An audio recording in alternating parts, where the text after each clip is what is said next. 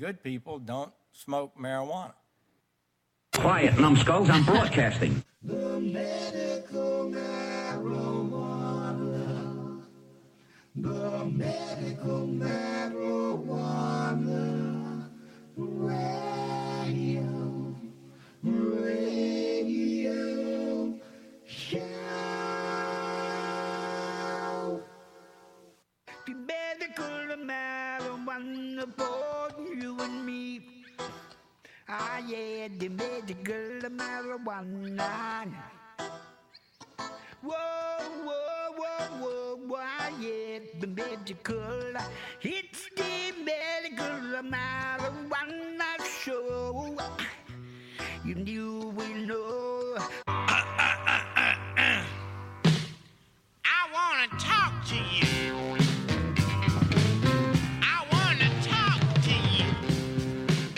Hey, boy, don't feel my world untrue. Yeah, I want to talk to you. My world can be true if you do what I tell you to. I want to talk to you. Good evening, everybody. Welcome to another edition of Medical Marijuana Radio. This one is for Saturday, the 2nd of December, 2017. I'm your host, Larry Love. We're here every week to bring you the latest information on medical cannabis and the adult use of cannabis from all over the globe. This week, I'm really happy to have back once again Dr. Regina Nelson, and she is a researcher and a patient and an author, and we're going to talk all about all kinds of stuff. We're going to talk about CBD a little bit, and we're going to talk about her EndoCannabinoid System book, the ECS therapy, and of course, as always, we have news for you, and we'll get to the news now, and we'll talk to Regina in the second part of the show.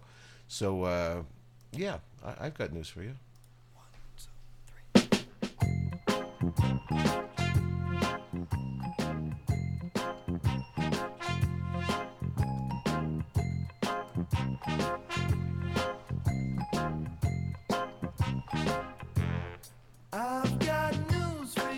Yeah, and the first one is from livescience.com, and this is near and dear to me. This is just from last week. Surprising find, marijuana linked to benefits for heart failure patients. Now, heart failure is any kind of heart distress that you might have. And this is written by Rachel Retner, the senior writer. Smoking marijuana has been linked with heart problems, but in a surprising new finding, researchers now say that the drug may have benefits for people with heart failure. However, the researchers stress that they do not currently recommend that heart failure patients use marijuana. The researchers found that among patients with heart failure, when a heart muscle can't pump enough blood to meet the body's normal demands, those who used marijuana were less likely to experience a complication called afibrillation, which is also called AFib, a type of irregular heartbeat that can worsen heart failure symptoms. Heart failure patients who used marijuana were also less likely to die in the hospital than those who didn't use the drug, the study found. The finding was unexpected. The researchers had hypothesized that marijuana use would be linked with an increase in health complications for patients with heart failure. I'm going to skip a little bit here and get down to some statistics that I thought were pretty interesting. They found that non-dependent marijuana users were 18% less likely, and dependent marijuana users 31% less likely to experience AFib compared to patients who didn't use marijuana. In addition, non-dependent marijuana users were 46% less likely, and dependent marijuana users 58% less likely to die in the hospital compared to those who didn't use marijuana. So there's more to this, and you should read it if you're a heart patient. I am a heart patient and have been since 1983. And at that time, I actually called, living in LA, I had a little heart attack, and in my recovery, I actually called UCLA and spoke to a department that was doing research on cannabis, and told them that I felt that cannabis might be very helpful to heart patients. So we'll see where that goes in the future. All right, next up, something new. maybe not, maybe new to us. Water-soluble THC is now a thing. Edibles may never be the same. Into microdosing, this is for you, by Amy Hansen, and from a website called The Fresh Toast. Not sure what that means. A guy out of Colorado believes he's created a product that will disrupt the edibles industry. Powdered THC and CBD that's tasteless and dissolvable in just about anything. Justin Singer came up with the idea after cutting a pot brownie into 1,000,000 little pieces so his diabetic grandmother could have some without losing her mind, according to Westward. Now his company, Stillwater Brands, sells a water-soluble product called Ripple. Well, that was creative. Which can infuse pretty much any food or drink item that you can think of, from soup to cookies to water. In fact, according to Westward, Stillwater now offers infused instant coffee and teas with the same technology, with serving sizes ranging from 2.5 milligrams to 10 milligrams of CBD and THC. The selling point of Ripple is that it doesn't need a fat to bond with. Unlike canna butter, Singer tells Westward the challenge right now is educating consumers. It's tough because dispensaries don't have a tea aisle. They're not a Whole Foods right now. Marijuana information filters down from heavy users to new consumers, so for a 100 milligram user, this is probably not for them. Singer's ideal consumer is one who microdoses. Our product was created for grandmothers and working professionals in mind. Positive effects tend to come in lower doses unless you're a medical patient.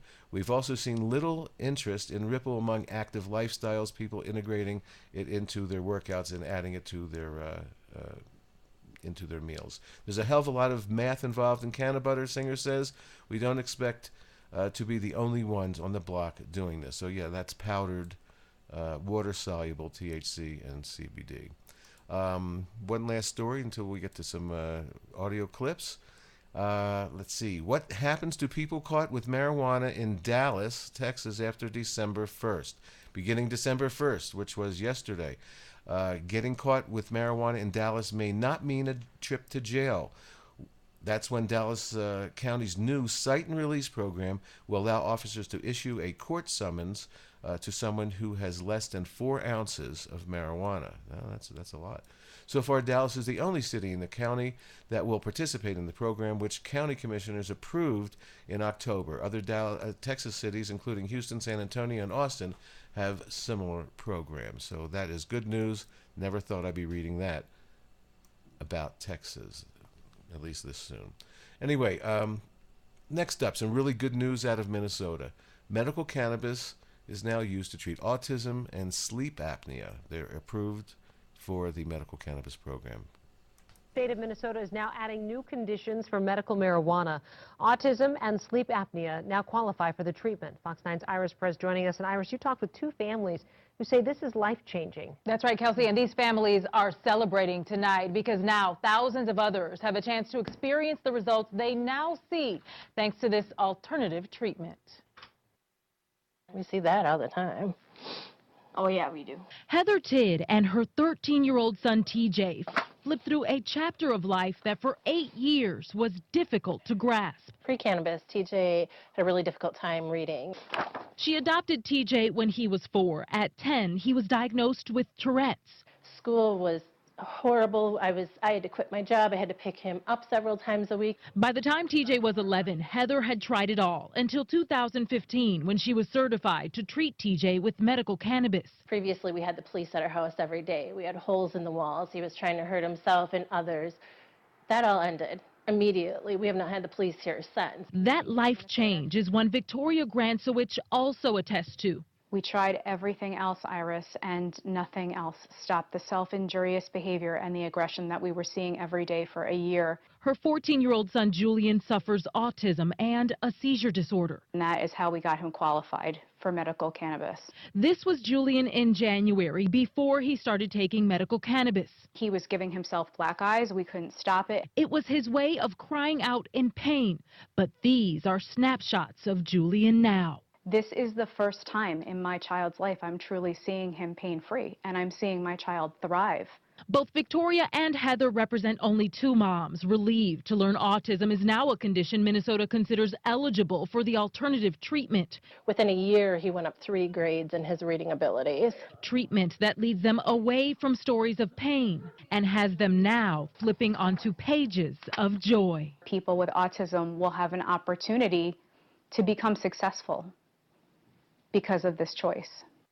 The Department of Health says more than 18,400 children live with autism spectrum disorder in Minnesota, and at least 1 in 5 adults has obstructive sleep apnea. Qualified patients can start picking up the medication as early as August 1st, 2018. Good news. I hope other states will follow with autism and sleep apnea. That's just incredible. Unbelievable. Moving over to Indiana. Well, you know, we've been talking about is CBD legal? Is it not legal? And Indiana's been going back and forth, and so have some other states. So CBD oil containing THC must be removed from Indiana stores in the next 60 days. Well, we have taken a considerable amount of time in the last several weeks to review the process, the statutes, the background, scientific data, to try to provide some guidance as to the current state of the situation regarding CBD oil. And based upon our review, we've made the determination that the statutes in place are clear that CBD oil still remains unlawful generally under Indiana law as well as federal law. That last session, House Enrolled Act 1148, which was signed by the governor, provided a limited exception to that prohibition against CBD, and that particular exemption relates to the affirmative defense that is available to patients, particularly children who are undergoing treatment-resistant epilepsy, as well as their caregivers. So that particular exception does apply and is currently still valid. But as it is an affirmative defense, and the definitions that relate to CBD and its relationship to marijuana still require that it's an unlawful substance under state and federal law, which does make it problematic for anybody outside of that particular restriction or limitation from a possession standpoint. Before the bill, the substance was unlawful as it's defined, and that goes through a process of reviewing the Controlled Substance Act as well as the Indiana Controlled Substance Act, reviewing the definitions, and those definitions can be interesting and complex, but when it relates to the actual statutes in place, there has been no change in the unlawful nature of the possession. In fact, it's very consistent with the intent of the General Assembly.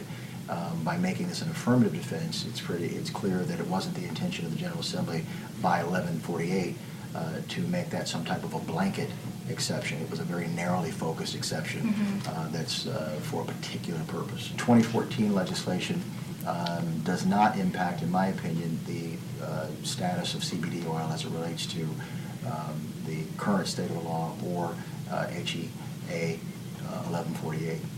You know, it's amazing. People go to law school and they get degrees, you know, a law degree, and they pass the bar, and they interpret things differently. There's an agricultural act that says that that hemp and CBD is legal as long as it's below 0.03%, and people just want to interpret it the way maybe their political affiliation may be. That's sad. And more stuff. Here's in Colorado, El Paso County commissioners are challenging the governor on marijuana and its effects on cities. Well, Bart, the 3 El Paso County commissioners in question say they're concerned about the governor's recent statement that some of the negative impacts of marijuana are overstated. And at least 2 commissioners got to ask the governor about that today, face to face. During a Q&A between the governor and a room full of county commissioners, El Paso County's Lojinos Gonzalez Jr. took the mic. He says Hickenlooper is wrong if he thinks marijuana-related abuse and crime are not affecting the county. And I think the state has minimized a lot of these issues because, honestly, because of it brings in tax revenue. And so my question is, do you believe that a lot of these negative trends are directly related to the legalization of recreational marijuana or not?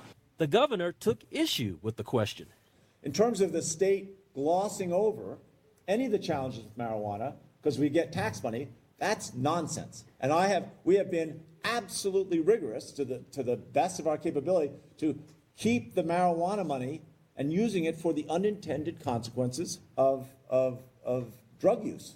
Hickenlooper says he's aware of what critics say about the negative effects of marijuana, but he doesn't believe there's enough evidence to support all of them. 2 other El Paso County commissioners supported their comrade.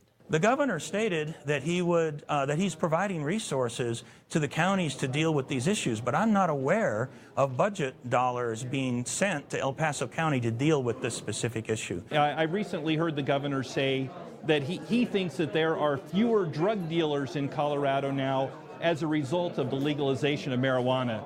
Yeah, that seems to fly in the face of what we've seen here in El Paso County. Governor Hickenlooper says his critics regarding legal marijuana are forgetting one important point, that he opposed its legalization. However, since voters approved it, he says he'll do what he can and will continue to help local municipalities with enforcement and dealing with negative impacts, even though there's disagreement on exactly what those negative impacts are. One commissioner who sides with Hickenlooper is Pueblo County's Terry Hart. He's asking for the governor's critics to give him the time he needs to address concerns about marijuana at the local level. Now, the county commissioners conference here at the Hotel Agane started yesterday morning, continued through today, and will end at lunch tomorrow. We're live in Colorado Springs. Scott Harrison, KRDO News Channel 13. So again, there's just still a lot of stuff to be worked out. You know, they have opt-out laws for different communities, and they have the ability to opt out. That makes some of their constituents suffer that voted for legalization and so forth. But you know, this is all brand new. It's going to take time to work things out. Moving over to South Carolina, there's some cannabis-based products that are being sold nationally out of there. And News 13's Abby O'Brien reports tonight, new at 11, that the Conway Company's new campaign makes headlines. Abby. The founder and CEO of Palmetto Harmony told me she's trying to educate people on the differences between hemp and marijuana. And while she's still waiting for hemp to be legally grown in South Carolina, she just put out a new ad that's gone national. What may look like a lab in Conway is actually much more. We created this product line after my daughter, Harmony. Janelle Ralph is the CEO and founder of Palmetto Synergistic Research, also known as Palmetto Harmony, after her daughter, who at a very young age was diagnosed with a very rare genetic condition called lysencephaly. Harmony had multiple seizures a day, and anti-epileptic drugs didn't help. They basically told us there wasn't much more that they could do for her. So Ralph created her own company to produce a hemp-based product line, including CBD oil. So we wanted to make sure that we kept it as mainstream as possible and educated as much of the public as possible on hemp and what it is. A new national commercial is now part of that plan. We are Palmetto Harmony. Ralph said it's the first cannabis-based product advertised on nationally syndicated networks. As of 3 years ago, if you even mentioned cannabis in South Carolina, people probably would have stopped and just rolled their eyes. But now it's on the national stage, airing in 71 different cities. There was a multi-level process in getting approval. But you'll notice there are no hemp plants or the specific mention of CBD oil in the commercial. We had to be very careful of what we said in the commercial, just like with any other industry. And so there was some things that, you know, we would have loved to have been able to say or talk about hemp or talk about cannabis in the commercial that we just weren't able to at this time. This year, Governor McMaster signed a law to allow 20 farmers to grow hemp in South Carolina starting next year. Ralph told me about 120 farmers applied. Still no word from the Department of Agriculture on which farmers have been accepted. Reporting for News 13, I'm Abby O'Brien. So that's good news out of South Carolina. They're allowing CBD as opposed to what's going on in Indiana. So good luck to them. and it's an advancement for sure for the South. All right, before we take a little break, we have one more story. Coming up in a couple of weeks, California finally will have adult use cannabis, and of course, lots of rules and regulations. It's not easy, but up in Sacramento, they are adding 15 new marijuana enforcement officers to help regulate. Sacramento City Council has voted to add 15 police officers and some other staff for marijuana-related permitting and enforcement. The move comes ahead of a vote next week on whether to officially permit the sale of recreational marijuana in the city. Joe Devlin is Sacramento's chief of cannabis policy and enforcement. He says last night's vote will bring the city's cannabis team to a total of 54 employees. We will absolutely be prepared should we decide to move forward with adult use retail beginning January 1st. The Sacramento Police Department has been conducting a pilot program using SWAT officers to crack down on illegal marijuana grows. The 60-day pilot wrapped up recently with 10 arrests and the seizure of 4,800 marijuana plants from indoor growing operations. It also led to more than 600 property owners destroying their crops after the city sent them warning letters. The increased police department staffing could cost about $1 million. The funding could come from the nearly $7 million in administrative penalties that had already been assessed earlier this month. But so far, only $25,000 of that $7 million has been collected.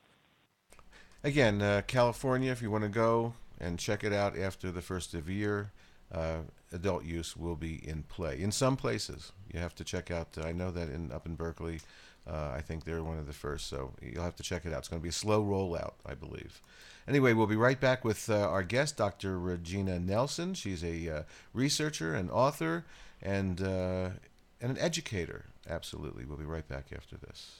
It's all about the 420 MMJ Radio.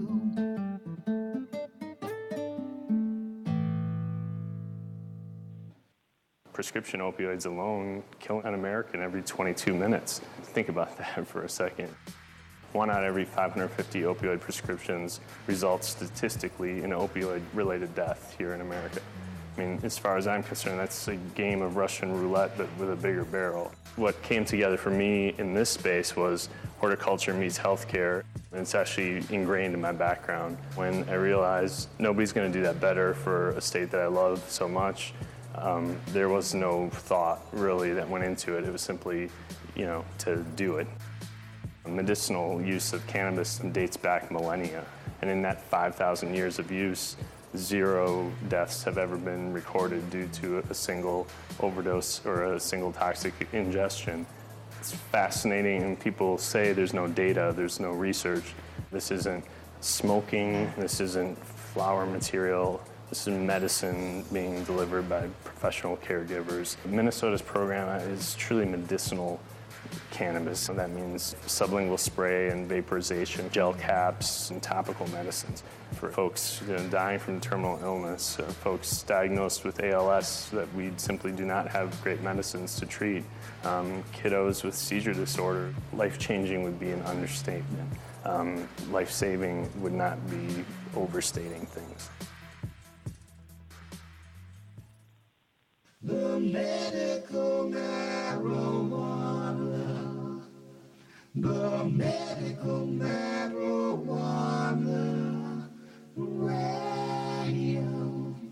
radio show. Hi, this is Anthony Franjosi from the Honest Marijuana Company, and you're listening to Medical Marijuana Radio. And we're back, and online, once again, one of my favorite people, Dr. Regina Nelson. She is a researcher, an advocate, and a doctor. Welcome back, Dr. Regina Nelson. How are you? Great, thank you. Thank you for having me, Larry. I always appreciate it. Well, you know what? You're one of those people that are traveling all over the world and all over the United States to proliferate the knowledge that you have gained over the last few years with the EndoCannabinoid System, and you have a book out about it. Tell us about that real quick, the name of your book and where they can get it, and then we'll get into some subjects. Yeah, I actually have several books out, but the one you're talking about that's kind of like the whys and how-tos of cannabis therapy is called the ECS Therapy Companion Guide, and it's available on Amazon or on my website at myecsTherapy.org. And in addition, I have my talking to your doctor patient about medical cannabis book has been updated, and it's out now in time for the holidays. It's called Time for the Talk. It's available on Amazon. If you order it now, you can spur some conversation around your holiday get-togethers with your family and friends. Not only that, but you might be able to help someone who's not feeling very well and tell them that this may be an alternative for them. So, Absolutely. Absolutely. So let's talk about that. So let's talk about dosage. When someone is new and they're using cannabis for the first time for their health, as a medicinal product, what do you suggest? How do you introduce somebody to that? I have my own opinions. Yeah. Well, what I recommend in the ECS Therapy Companion Guide, and it is actually coming down under a new title this year, an expanded edition called The Survivor's Guide to Medical Cannabis. And what I do is I, recommend that they start small and slow and titrate slowly to a target dose of 1 milligram per kilo. When people start off, if they're starting off between 5 milligram to a 10 milligram dose, they're typically not going to have an adverse effect, and they can get empowered to increase their doses they need to. But that's the minimum therapeutic dose known for THC, and I consider that just kind of cannabinoids in general, whether you're titrating for a hemp oil product or a THC product. I mean, we're still looking at that's a therapeutic level dose, and you can get there through microdosing. Right. And so a lot of people get there in a lot of different ways, but I always suggest they start with very small doses, particularly when they're new to this, because some people have much more sensitivity to it than others. Right. I particularly see, let me just interrupt for 1 second. So I understand what you're saying, because if you have a bad experience the first time, people will tend not to go back to it. So, so it's real important. Do you think that, if people are willing to take a puff and smoke it first to see what the effects are like, do you think that's a better way than trying to eat an edible the first time? It's so much more immediate. What I like to start with when people are opposed to smoking is a tincture, so that they can kind of get that, sublingual uptake, and they can just put a few drops into a cup of tea or a cup of coffee or just under their tongue. And it just takes 8 to 10 minutes, and they really have a full effect. And if they're not uncomfortable, which they're typically not with just a drop or 2 drops, a 1 to 2.5, milligram dosage, well, then that relieves them of some of the stress and worry, and they can titrate up a little bit more. And so I think tinctures, are a good way to start for a lot of people. Yeah, of course, some tinctures have alcohol in them, and that can be a little bit burning under the tongue. So there's vegetable glycerin, and other things out there. Glycerin is better. And we're seeing a lot of, they're not really tinctures, though they may be labeled as such. They're more suspensions, but coconut oil and olive oil and hemp oil suspensions. And I really think those are really the way that I suggest most people get it. Here in Colorado, that's what's most readily available on the market. And it's, it's easy for somebody who's new to this to go in and find a 1-to-1 of CBD to THC. One bottle is not going to be terribly expensive, between $50 and $70. And, there's some really good suspensions that are made with hemp oil now and coconut oil, and they can try it that way. So when you say suspensions, is that the same thing as a carrier that you infuse? Yeah, you're just mixing the cannabis oil with a carrying agent. Right, yeah. Suspending it. I use the coconut oil. It seems to blend real well. Sometimes it sort of like when you make your capsules, they will harden at room temperature. So so if you're using a tincture bottle with coconut oil in it and cannabis, then you have to sort of warm it up and get it, give it a bath, as we say. So you mentioned microdosing. I think microdosing is going to be something that's going to be huge in the industry as a maintenance and so forth. So. Let's talk about what you feel microdosing is, and is it basically like a vitamin? Would people be taking it like a Cannabis, so to speak? Well, I think there's there's a lot of philosophies on it. A lot of people are taking these very small dose, 1 milligram, 2.5 milligram dosage several times a day, many times a day. I think that. And they see varying results. Again, when you kind of look at a bell curve, some people need to have a high tolerance on the one end, and they need more cannabinoids. And on the other end, you have people that have a real sensitivity to cannabinoids, and particularly to THC. So microdosing tends to be something that they can get real comfortable and very self-empowered with. And really, before you know it, they tend to slowly work themselves up to a therapeutic dose while they're having a lot of good results along the way. I do think that, there are some philosophies about once you've been at a therapeutic dose for a period of time about kind of taking a abstinence break from cannabinoids for a couple days and starting back with microdosing to reassess your needs. And usually your needs are less to maintain that same level of symptom management that you had in the past. So, there are varying states of minds on it, and people do try different things. And cannabis works in a lot of different states, so I don't ever discourage anyone from trying something that they may feel comfortable with. Right. Everybody reacts differently to cannabis in their bodies, and an indica sometimes keeps people awake, and it should be putting them to sleep. So everybody's body is different. Now, you just mentioned abstinence for a little while in order to maybe reset your cannabinoid system, so to speak. I went through that last week, actually, because I use cannabis oil with a little coconut oil in it to sleep, and sometimes for some pain and stuff that I have going on with peripherally, and so I was up to the point to where I was maybe taking 20 drops of my oil to go to bed, and I just it was way more than I had been using. So I took 3 days off, and didn't take any oil at all. I still smoked cannabis, but I did not take any oil. And after the third day, that night, I went back to my original dosage, which was 8 drops. And it was perfectly fine, and that's been fine for days. So abstinence does sort of reset. I don't know if I abstained long enough or how you feel about staying off of that, but it does work, and it does sort of reset your cannabinoid system as far as my body was concerned anyway.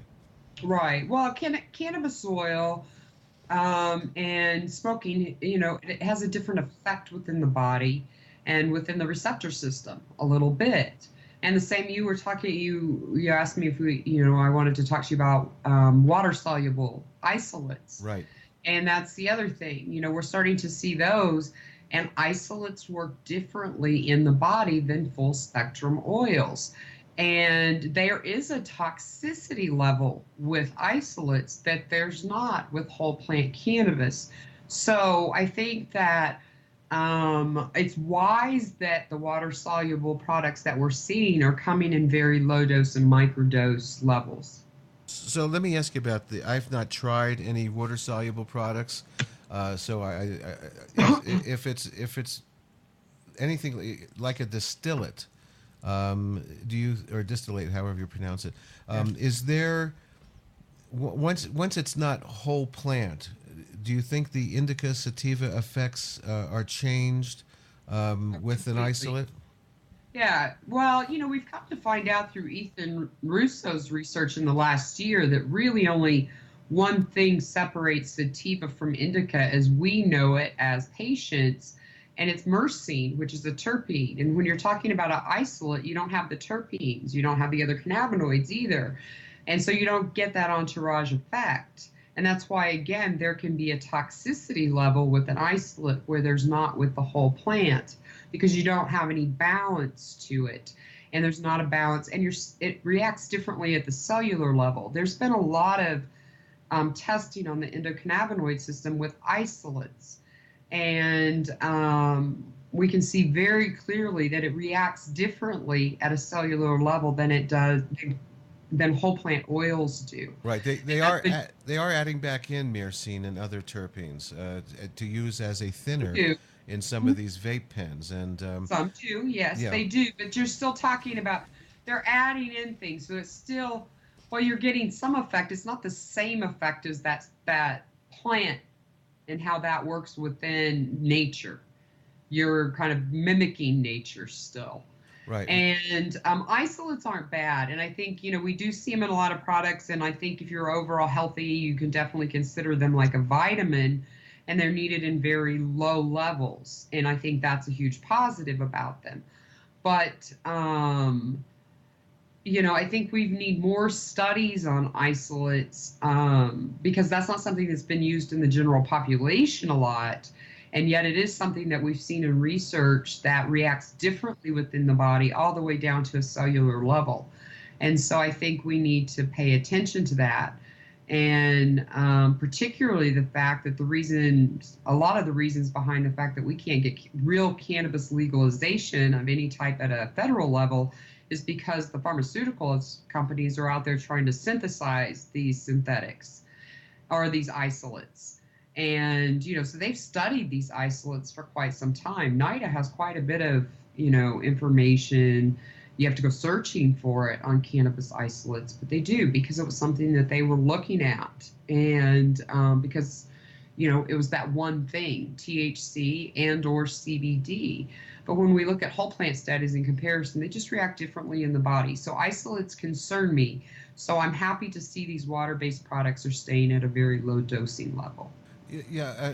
What do you think the advantage of the water-based products are going to be? Just that you can put it in anything, in water, so to speak, and for people that can't eat solid food, or where's the advantage there? Because it sounds to me like it's really a stripped-down version of cannabinoids. I don't think there is any advantage to an isolate. I think there's only a list of disadvantages to isolates. I think that beyond having nothing, they're a better option than having nothing.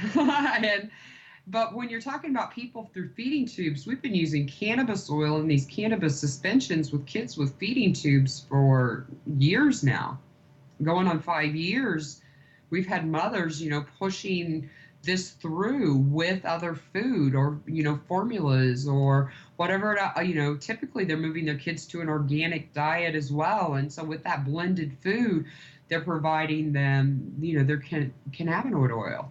And we're seeing great results with that, and some of the kids have tried isolates and not had a significant result. And I often look at it kind of in reverse with Epidiolex, which is a GW pharmaceutical product, which is an isolate that is suspended, and it's given to children with seizure disorders. And we see a bell curve result from that, where a very small amount of kids have no result, a very small amount of kids have a great deal of success, like Charlotte, but the rest of them fall somewhere in between. And they may have a 30 to 40% reduction in seizures, which is significant for a child having 100 a day, but they're still having 40 or 50 seizures a day or more.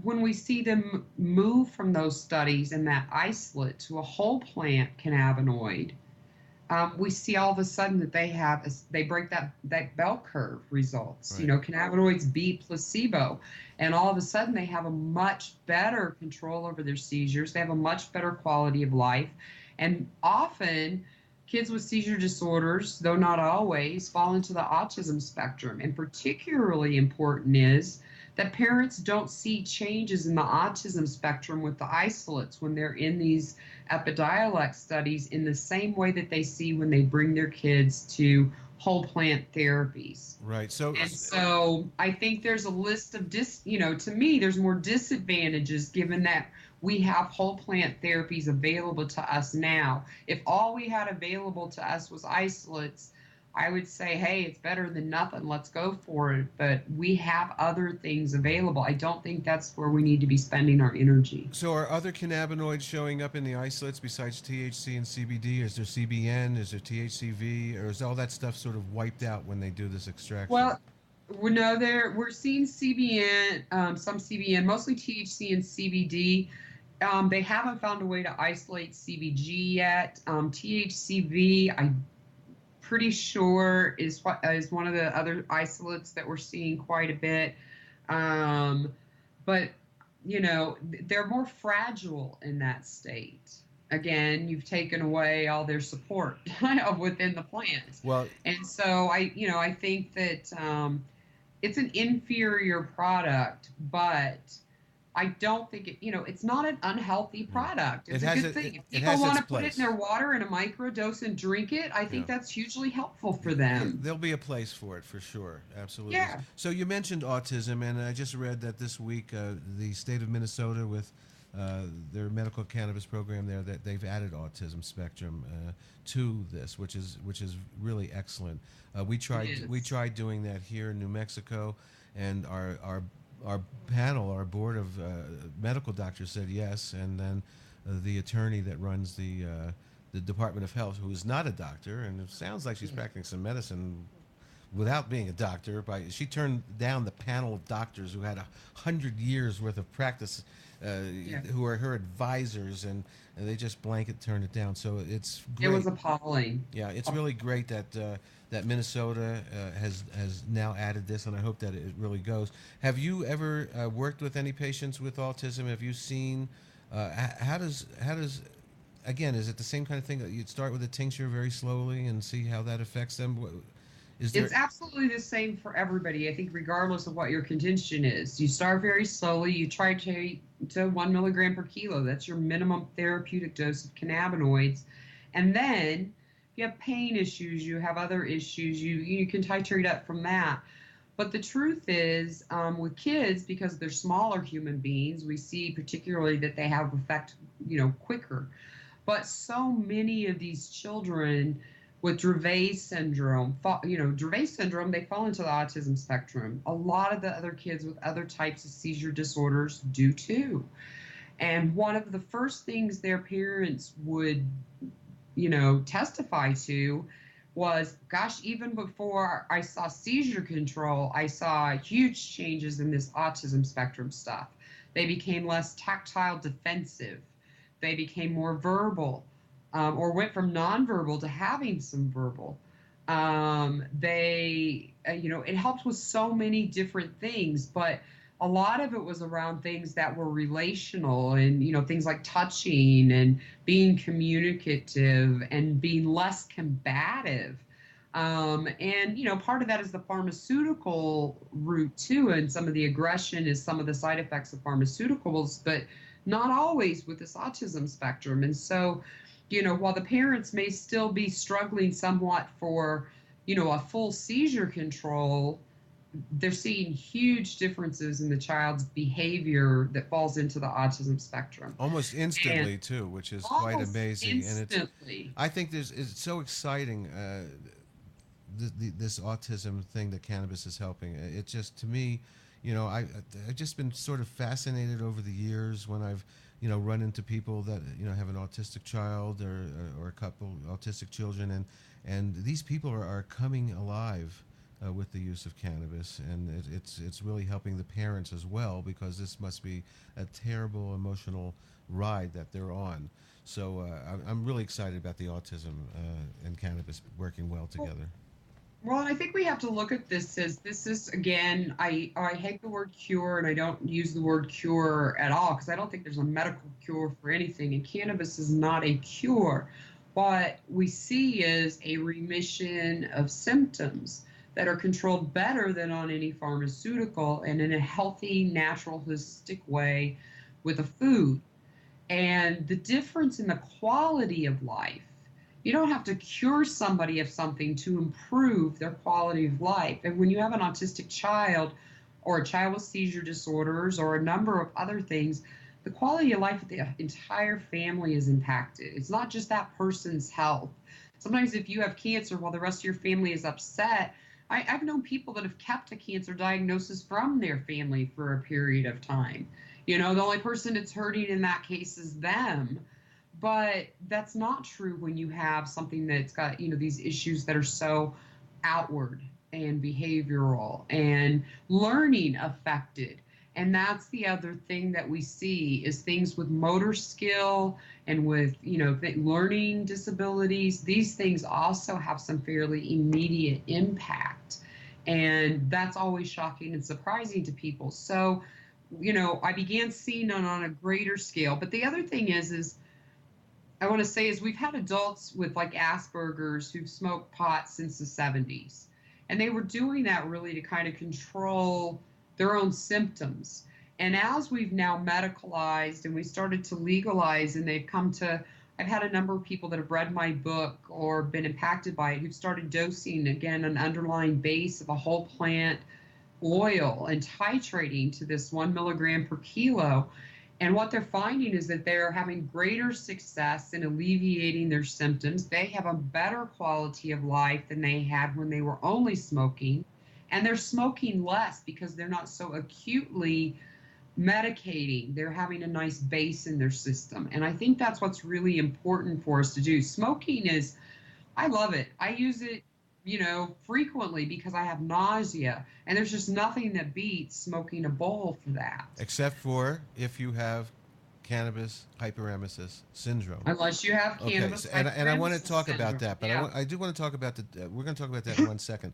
Now, you said that the proper dosing would be to start with, did you say 2 milligrams per kilo? I look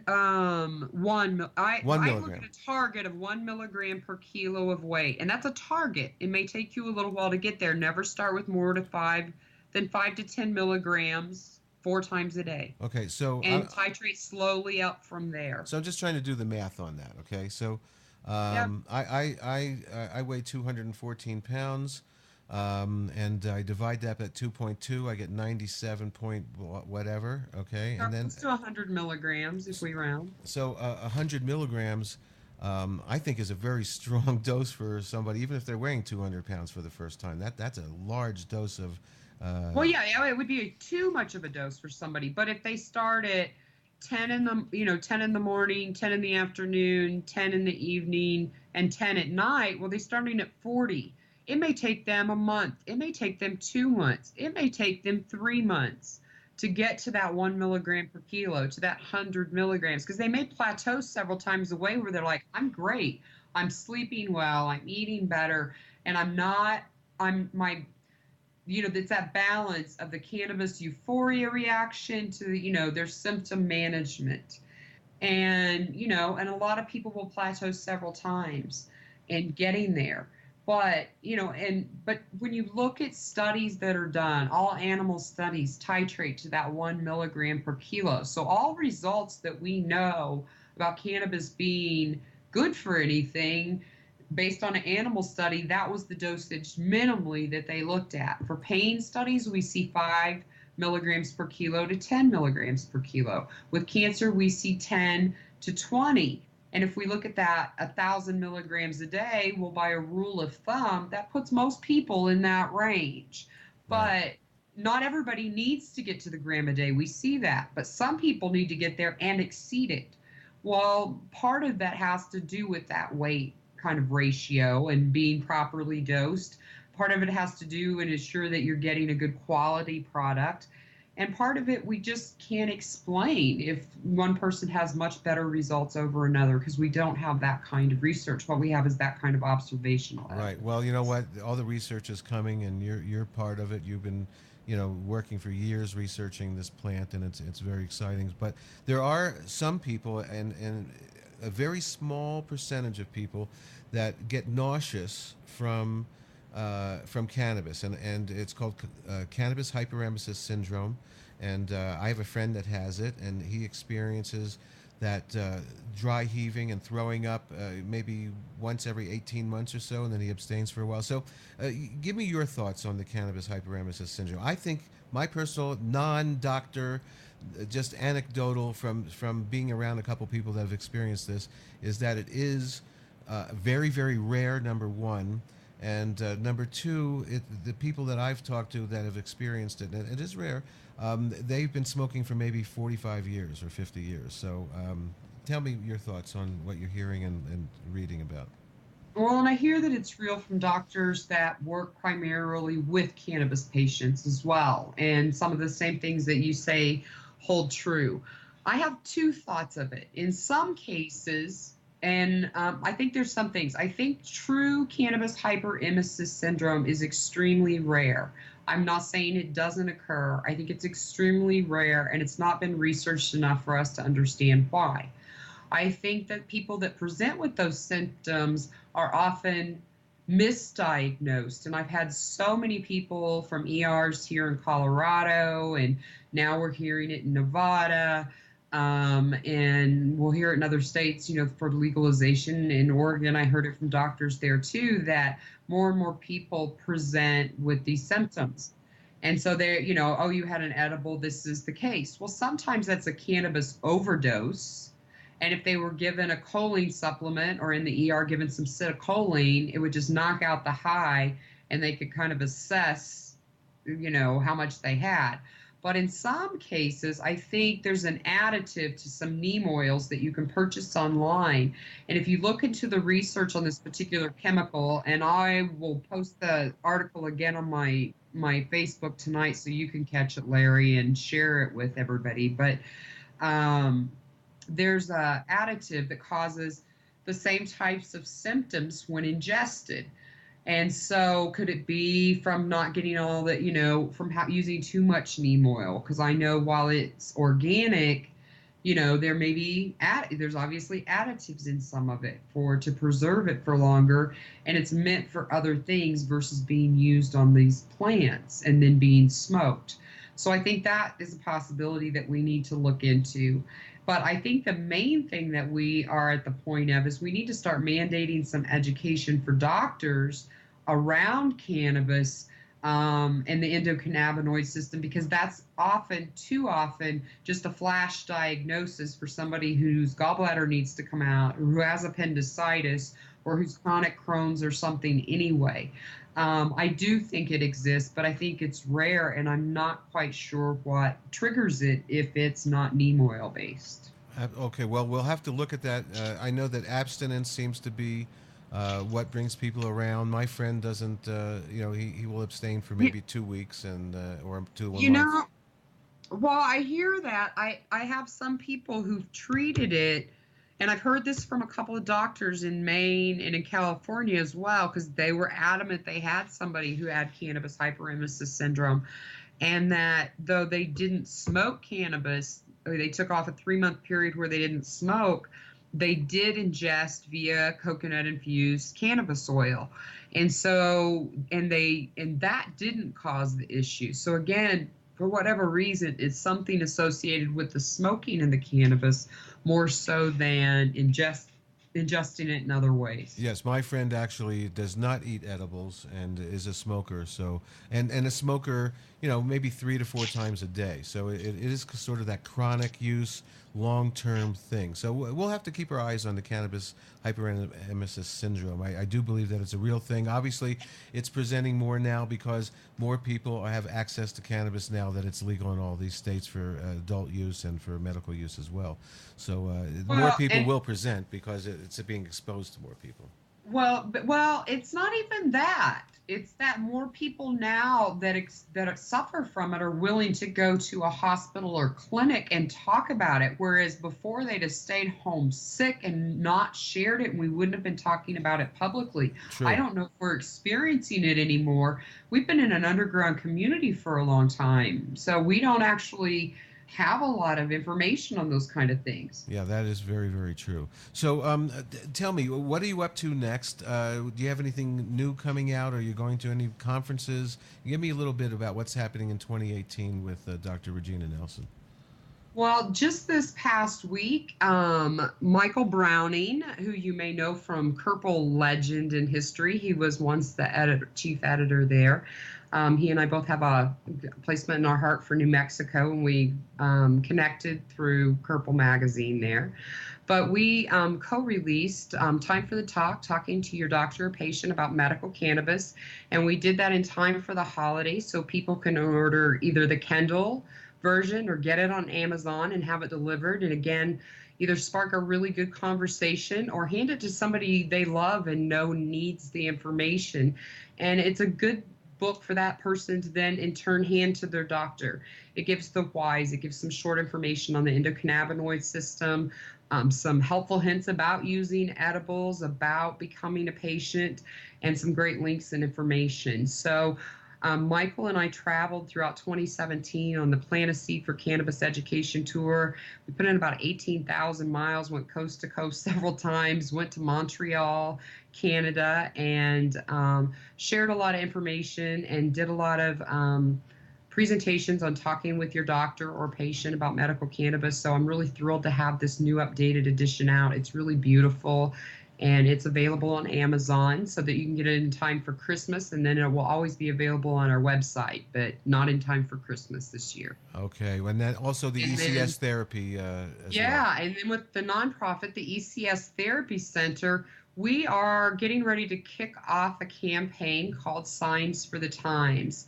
A volunteer that has worked for me for a couple of years, also as a cannabis peer educator, has put together a team of internationally world-renowned ASL deaf interpreters and sign language developers, because there is no sign language around the medicinal use of cannabis. There's very little around it besides the mocking or mimicking of, smoking a joint.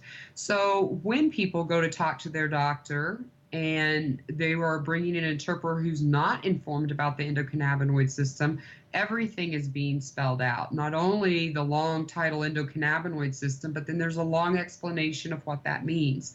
So we're looking to try to take on twofold goals with this. We're going to be educating this this team through a glossary development process. We've invited 16 or 17 world-renowned PhDs in cannabis in some background and way to help us, along with people all the way down to patients in different communities, nonprofit leaders, and pharmacists that I know, help put together a glossary of medical cannabis terminology, from the endocannabinoid system to the plant to cannabis patient use to slang terms. And then we're also going to be putting and gathering on the sign language signs that are being commonly used in various sign language communities and documenting those. We're going to be bringing that team out to Colorado and providing them a base level of my certification classes, and bringing together some tours and other things. They really understand how this language is used, because sign language is not terminology, it's conceptual. And so as they develop signs for things like the endocannabinoid system, or doing a dab, or dosing with cannabis oil, I think that they need to be well aware of the ways that it's being used, and they do too. So I'm really excited about this 2018 project, because as I go all over the country, I've been starting to talk to people, and I've already got people that are promising to be corporate pledge donors and start doing stuff in their states. I want people in New Mexico in on that as well. I've got nonprofits that want to come in and join up with this. This is not something the ECS Therapy Center can pull off alone. And there are a lot of really good educational and refugee organizations and, patient orgs. Well, we're wanting them to help us raise funds for this, but we're also wanting them to help raise awareness around what they do in their own communities. So we put together some really interesting nonprofit pledge donation things where they actually get to keep a part of their goal that they raise, because they have expenses too. And we're looking for groups and individuals to get involved. And people are getting really excited, though we haven't even put out a press release yet. This will really kick off January 1st.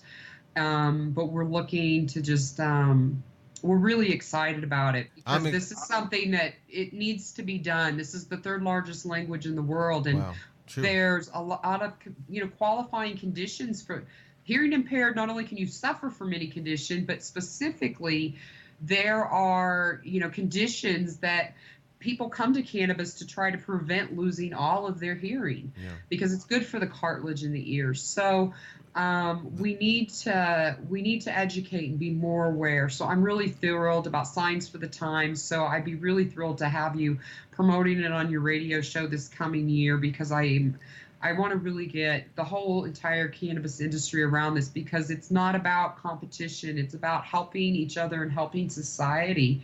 And I just think it's a project that we should all really get behind. Sharing and educating, that's what we're here. That's what this show is about. That's what you're about. and I appreciate your passion, your enthusiasm, and the hard work that you give to many people in every state. I know you were in Illinois for a while and everything. So, Dr. Regina Nelson, thank you very much. We'll have you back into 2018 a little bit to get a little update on what's happening with everything that we talked about today. ECS Therapy is the book on Amazon, and is the best way to reach you on like a message on Facebook? Yes, or you can email me at regina@myecstherapy.org, or you can email through the website at myecstherapy.org. Thank you very much. Dr. Regina Nelson, thanks for coming on the show again, and we'll talk to you in the 2018, and we'll be right back after this.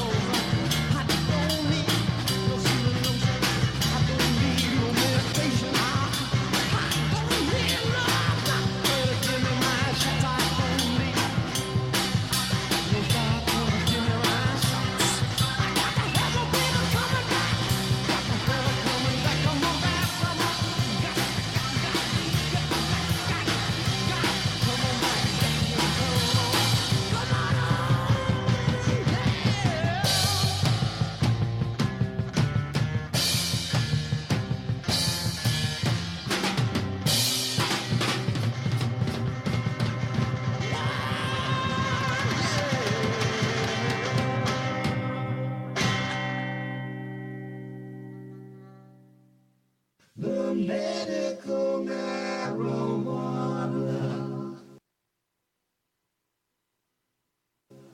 The medical marijuana radio show. The medical marijuana. Well, I want to thank Dr. Regina Nelson. Thank you for all that info, and we look forward to getting some updates next year. Also want to thank my two radio mentors, both with the initials HS. Thank you for your inspiration. If you'd like to be a guest on the show, if you're an advocate, a doctor, whether we need a doctor or not, you have a website, a product, it's info@mmjradio.com, info@mmjradio.com. Also, if you'd like to listen to our old shows, we've done over 400 shows in the last 8 years. It's medicalmarijuanaradio.com or mmjradio.com if you don't like to type long names. Also, my YouTube channel is LSLove88. On SoundCloud and Spreaker, we're MMJ Radio. On CannabisTube.net, we have a channel. Also on Spreaker and iHeartRadio, we're on the Time for Hemp Global Broadcasting Network. And on Now TV, channel 937. More to come soon. Medical marijuana for you and me. The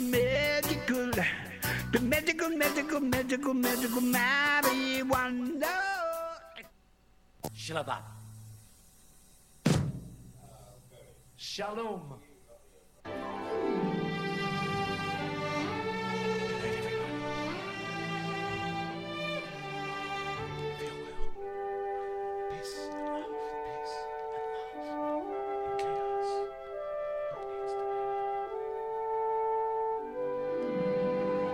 Oh yeah, and fuck Trump.